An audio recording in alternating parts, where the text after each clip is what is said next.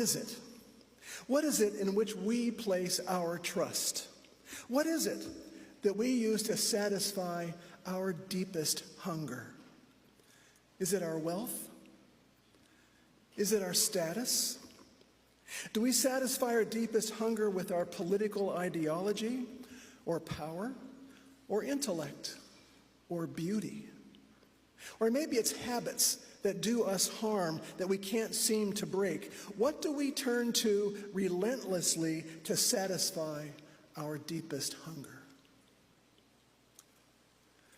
The poet Christian Wyman puts it like this: what is it we want when we can't stop wanting?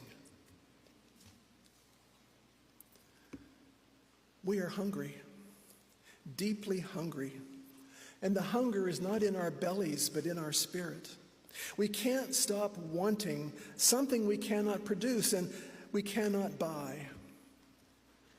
And there is something, and it's free, but it costs us everything, our whole life.